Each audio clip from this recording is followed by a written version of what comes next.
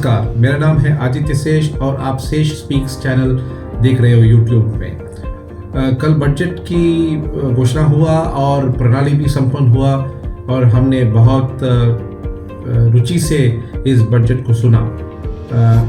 मेरे हिसाब से ये बजट में एक जो अच्छा चीज़ मुझे लगा वो है लघु और मध्यम वर्गीय उद्योगों के लिए।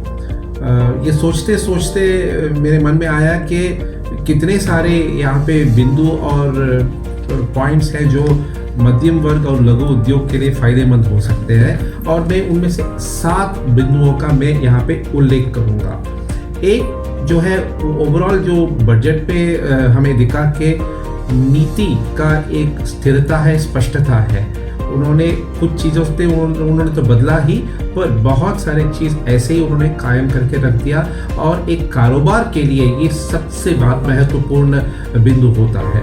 दूसरा चीज़ था कि पैन नंबर को अब उन्होंने ऐसा कर दिया कि हर चीज़ में आप एक ही नंबर यूज़ करोगे और वो है पैन नंबर। दूसरा एक बिंदु था कि मध्यम और लघु उद्योगों के लिए क्रेडिट गारंटी स्कीम सरकार ने घोषणा की है। इस क्रेडिट गारंटी स्कीम के तहत बिजनेस मध्यम और लघु उद्योग के लिए 1% कम में उनको ऋण मिल जाएंगे, और ये एक एमएसएमई यूनिट के लिए बहुत ही महत्वपूर्ण वस्तु है। तीसरा बिंदु ये था कि digi locker for business entities, इसका उन्होंने घोषणा किया है। हम सब जानते हैं एक मध्यम लघु उद्योगपति के लिए हर बार वही पेपर बार बैंक को या और किसी को सबमिट करते करते वो अभी थक जाता है। अब डिजी लॉकर में आप इस चीज़ को वहाँ पे रख सकते हो। वहाँ से जो भी सर्विस प्रोवाइडर होगा, बैंक होगा या गवर्नमेंट के डिपार्टमेंटें होंगे, वो सब लोग वहाँ से इन डॉक्यूमेंट्स को डाउनलोड करके उसका उपयोग करेंगे। इससे ईज ऑफ डूइंग बिजनेस काफ़ी हद तक सरल हो जाएगा। तीसरा चीज़ था कि प्रिजम्पटिव टैक्स जो है अब मध्यम और लघु उद्योग के लिए भी उन्होंने घोषणा की है। ये तो बहुत सरल कर देगा कर भुगतान करने के लिए, क्योंकि आपका जितना टर्नओवर होगा, सेल्स होगा, उसके ऊपर 1% लगाया जाएगा और उस प्रतिशत के ऊपर आप अपने कर का भुगतान करोगे। इससे आपका जो जीवन है बहुत सरल हो जाएगा। दूसरा एक बिंदु था डिस्प्यूट रेसोल्यूशन का। ये मतलब होता है कि अगर कोई मतभेद हुए, कोई आप धंधा करते करते आपको कुछ तकलीफें हुई, तो पहला जो है कोर्ट में जाने पड़ते थे, आर्बिट्रेशन में आपको जाना पड़ता था।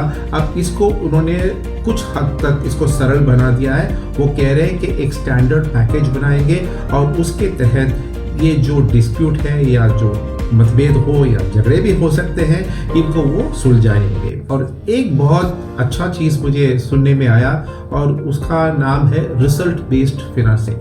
हालांकि इसके जो डिटेल है वो अब तक बाहर नहीं आया है, मगर मेरे अनुमान से ये एक बहुत ही महत्वपूर्ण शिफ्ट है बैंकिंग और क्रेडिट में। शायद मैं मतलब इसको मैं वापस दोहरा रहा हूँ, शायद इसका ये अर्थ होगा कि बैलेंस शीट बेस्ड बैंकिंग से क्रेडिट बेस्ड बैंकिंग की तरफ हम उस दिशा में हम जा रहे हैं। इसका मतलब क्या है?